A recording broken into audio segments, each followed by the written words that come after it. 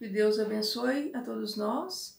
Hoje vamos abordar uma passagem evangélica do capítulo 11 de Mateus, dos versículos 28 ao versículo 30, que retrata o jugo de Jesus para nós, quando ele diz: Vinde a mim, todos vós que estáis aflitos e sobrecarregados, que eu vos aliviarei. No versículo 28, depois, no versículo 29, ele fala: Tomai sobre vós o meu jugo, e aprendei comigo, que sou brando e humilde de coração, e achareis repouso para vossas almas.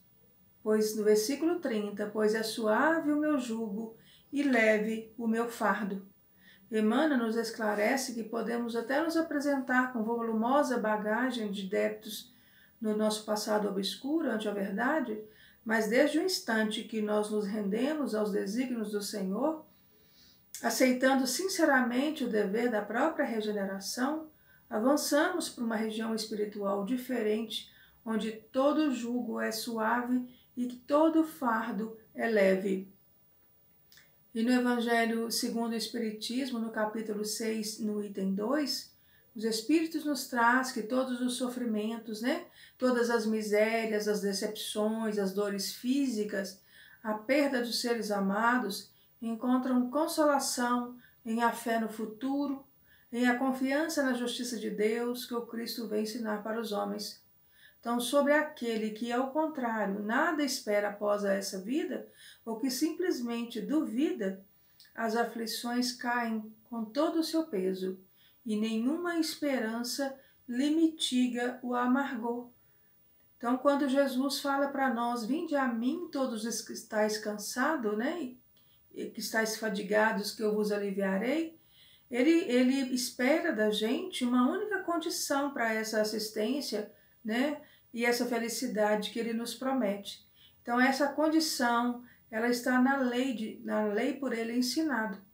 Então, seu jugo é a observância dessa lei, mas esse jugo é suave, Esse jugo é leve, pois ele apenas impõe como dever o amor e a caridade. Emmanuel, na lição 172 do livro Caminho, Verdade e Vida, ele fala para nós, que ninguém como Cristo espalhou na terra tanta alegria e fortaleza de ânimo. Então, reconhecendo isso, muitos discípulos amontoam argumentos contra as lágrimas e abominam expressões de sofrimento, E o paraíso já estaria na terra se ninguém tivesse razões para chorar. Então, considerando assim, Jesus, que era mestre da confiança e do otimismo, ele chamava ao seu coração, todos aqueles que estivessem cansados e oprimidos sob o peso dos desenganos terríveis, Mas Jesus, ele não amaldiçoou os tristes, ele convocou-os à consolação. Então, caracterizam-se as lágrimas através de origens específicas.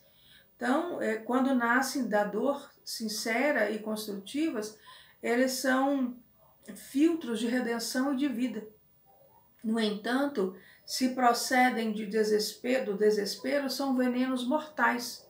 Então, quando Jesus fala para nós: Vinde a mim, ele está nos chamando, ele é um chamamento, Jesus nos faz um convite e essa expressão ela está cheia de vibrações amorosas. Então, mas Jesus espera que nós nos movimentemos interiormente para ele.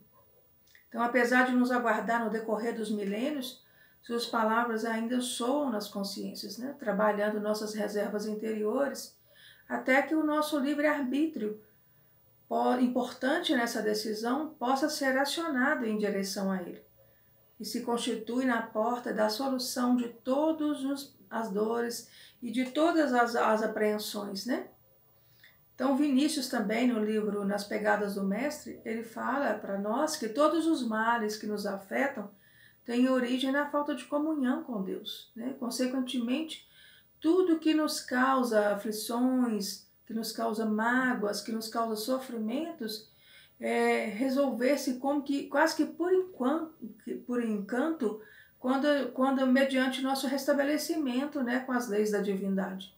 Ou seja, obedecer às leis que regem os destinos da vida. E esta lei, de onde decorrem todas as outras, como sendo simples modalidade, é a lei de amor. Então, quando Jesus fala para nós assim, todos estáis cansados, nós precisamos esclarecer que enquanto o homem, né, não se cansar de se dedicar às coisas materiais, sabendo colocá-la dentro de suas reais proporções, não se voltará efetivamente para as coisas espirituais. Nós somos muito voltados para as coisas materiais e a gente sabe que as coisas espirituais são bem à frente, são as coisas mais importantes, né? Mas Jesus, ele sabe nos aguardar, ele é paciente e sabe aguardar o momento em que a gente vai se manifestar nessa direção, mesmo que seja assim decorrente de muito cansaço e de muita saturação, né? Razões que realmente nos levam a mudar de atitudes e a mudar de conduta na nossa vida. E nesse mundo de provas e expiações, nós sentimos o peso da repetição dos nossos erros e de persistir, né, nas más tendências do homem velho. Então, porém, poucos de nós admitem a causa do próprio cansaço, e é aí que está a diferença, né? Então, Jesus nos convida a esse despertamento, a gente abandonar os velhos caminhos, né, que nos afastam do Criador. Então, por não sabermos, né, buscá-lo pelo amor, a gente geralmente vai pela dor, ele nos aguarda após lutas e desarmonias experimentadas no caminho de muito sofrimento, né? As coisas na terra, elas não somente cansam, elas oprimem também. Então, as desilusões, elas aniquilam, as derrotas afligem, né? Então, depois de tanta luta, tudo passa deixando muita cicatriz. E essa cicatriz acaba nos levando a uma reflexão para que a gente possa tomar uma nova posição.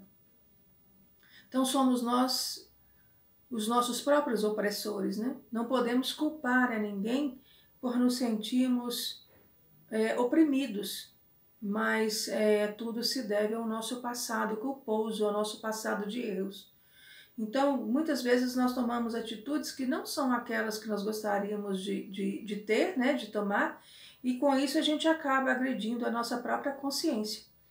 Então, esse cansaço, essa opressão, ela acontece em razão do mau uso do nosso livre-arbítrio. Mas essa condição, ela é temporária, né? Nada é para sempre e só depende de nós para ser revertida.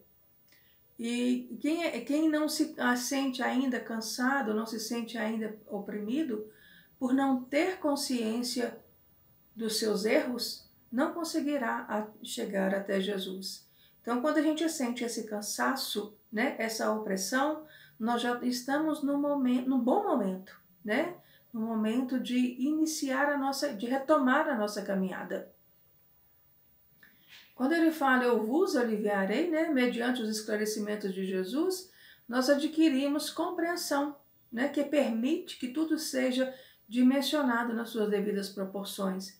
Então, o alívio, na realidade, ele vem quando nós passamos a refletir melhor sobre a nossa conduta, e com isso a gente começa a modificar as nossas atitudes, né? Então nós começamos a nos sentir aliviados, porque nós passamos a ter uma vida diferente, a não cometer os mesmos erros que estávamos cometendo anteriormente. No versículo 29, ele fala para nós, né? Tomai sobre vós o meu jugo e aprendei de mim, porque sou brando e humilde de coração, e encontrareis descanso para as vossas almas, né? Quando ele fala assim, tomai, novamente o mestre nos convida a uma tomada de decisão, né? O vinde, ele se refere a um chamamento, é o despertar, é a luz no fim do túnel, né? E o tomai, ele, segundo, né, até o próprio dicionário do Aurélio, ele significa adotar, ele significa assumir, né, encaminhar-se, né? Então, no nosso contexto, o tomai significa comprometimento, responsabilidade, né, ele está intimamente ligado ao uso consciente do nosso livre-arbítrio. Então, após essas dificuldades espirituais que nos visitam, é hora de nós nos comprometermos com a mensagem do Cristo e colocá-la em prática, né? Somos chamados à responsabilidade. Então, já é outro degrau da nossa consciência, né? Da nossa caminhada. Então, quando ele fala para nós também, assim, tomai sobre vós o meu jugo, né? Aqui também Jesus ressalta que nós devemos assumir um compromisso pessoal junto dele, né? E não para os outros. O trabalho de reforma íntima é um trabalho individual. Nós não podemos reformar ninguém, a não ser a nós mesmos, né? Os mais necessitados da reforma. Sobre nós mesmos nós temos acesso, né? E sobre os outros não. E inicialmente nós procuramos alívio, né, assumindo o jugo de Jesus. Então nós passamos à condição de seus parceiros, né, nessa tarefa, né, nessa tarefa abençoada. E essa parceria, ela vem no momento que nós nos despertamos, né, tomando uma posição e começamos a segui-lo. Então esse jugo, ele se torna suave, né, que o próprio Jesus nos fala, porque ele nos traz segurança, ele nos traz tranquilidade, né, e a certeza da possibilidade de a gente segui-lo, né. A segurança que nós sentimos na companhia do Mestre faz com que as asperezas das lutas e das nossas imperfeições, ela se suavize. Jesus não exige que nós caminhemos ao abandono, ele nos convida a fazer essa caminhada ao lado dele, né? Embora essa transformação íntima ela se dê somente com o testemunho individual, ele se predispõe a andar ao lado de cada um, né? De cada qual nessa tentativa. E quando ele fala para nós assim, aprendei de mim que sou manso e humilde de coração, Jesus fala da sua intimidade, né? Por ser um exemplo vivo de humildade, de mansuetude, essa afirmativa ela tem o objetivo de nos mostrar as atitudes que nós devemos cultivar. Então ele é mestre por excelência e é natural que assuma essa responsabilidade. Então com ele nós vamos aprender o que é Deus, né? Então, quando ele fala assim, aprendei de mim, ele tá dizendo assim para nós, tornem-se meus discípulos. Então, e essa brandura, quando ele fala da brandura, é ser manso, né? É ser pacífico, é ser indulgente, né? Então, essa serenidade é a característica daqueles que se situam dentro dos desígnios de Deus. Infelizmente, ainda não determinados a uma responsabilidade cristã, nós elegemos um processo sistemático de rebeldia, né, de prepotência, de intolerância, né, nos levando ao desequilíbrio e aos sofrimentos. Quando ele fala da humildade, né, esse sentimento que se expressa de dentro para fora, é um sentimento natural. Então, no ser de sentimento humilde, a simplicidade ela se materializa em tudo, né? No sentir, no pensar, no falar, realizando alguma coisa, essa humildade ela transparece. Então Jesus diz que não faz a própria vontade, mas a vontade do Pai. Os seus propósitos não são os de concretizar, não são senão os de concretizar os desígnios divinos. Eles não se julgam superiores, né? Então a mansidão, nós vamos ver aí que é o primeiro passo para a conquista da humildade. E a humildade, ela é a prática total da mansidão. Então quando ele fala assim, encontrareis descanso, né? Nós vemos aí que é um verbo que está no futuro. Então aprendemos, nós vivemos, para depois no futuro nós obtermos resultados, né? Já é sempre assim. Então só o jugo de Jesus e o aprendizado da sua mensagem é que vai nos dar calma, é que vai nos dar satisfação, é que vai nos trazer bem-estar. Mas lembrando bem que o repouso, ele não é uma estagnação, muito pelo contrário, é movimento. É essa ação que aquieta o coração e garante tranquilidade para a consciência. É nada mais ter que espiar, né? Então a gente não lembrar bem essa diferença do repouso, né, com a estagnação. Quando a gente fala do descanso, na realidade o descanso do espírito evoluído é o trabalho, né? É o trabalho incessante. Então não pode ser entendido como uma condição eterna de felicidade gratuita, não. Num céu de vaidades que não encontraremos nessa ou na vida futura. Nossos amigos espirituais, eles estão em constante atividade, né? Então é falsa essa tranquilidade proporcionada pela terra, como também é ilusória a sensação de homem realizado que muitos desejam. A vida é dinamismo e a perfeição é a meta. Quando ele fala, trarei descansos para vossas almas, então novamente o Cristo fala de nossa responsabilidade como espíritos eternos, né? Aos cansados das lutas morais, ele não promete repouso material ou facilidades eternas.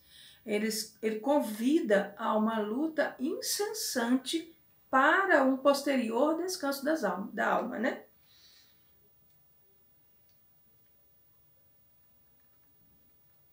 Então, quando ele fala do meu jugo suave, ele quer dizer que é agradável aos sentidos, que é ameno, é brando, né? Essas são as definições. Então, Jesus espera que a responsabilidade seja a tônica, seja a predominância da existência. Porque uma vida bem vivida sempre nos trará alegria, né? É a suave manifestação da bondade divina reservada aos espíritos conscientes das próprias obrigações. Os mandamentos do Senhor, representando a carga de trabalho que nos cabe executar, são de fato leves e libertam a criatura, né? Então o jugo do mundo é que atribula o homem. O fardo do mundo é que aniquila a criatura e compromete sua vida física e espiritual. Então, quanto mais faz, mais precisa fazer, porque maior é a nossa ambição, né? Então, quanto mais a criatura aprende de Jesus, mais simplifica a própria vida e se liberta das injunções, né, das ordens do mundo. Então, não há cansaço, não há sacrifício, apenas a alegria de um espírito em harmonia com as leis do Criador, né? Cujo pensamento quanto à humanidade coube a Jesus revelar. Quando o espírito, né, quando estamos em sintonia com o Pai, suas preocupações desaparecem, pois ele confia incondicionalmente a providência divina, né? Sabemos disso mas nós sabemos disso a nível racional, mas na realidade a gente não vivencia essa confiança. Então, por isso Jesus nos convida, né, a andar com Ele. Nós precisamos tirar isso do racional, nós precisamos tirar isso da mente e colocar no nosso coração, né?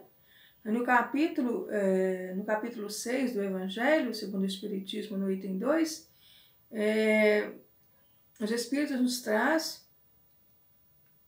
que, entretanto, que faz depender de uma condição a sua assistência e a felicidade que promete aos aflitos, né? Então, essa lei nós já sabemos que está na lei de amor, na lei por ele ensinada, né? Então, o seu jugo é a observância dessa lei.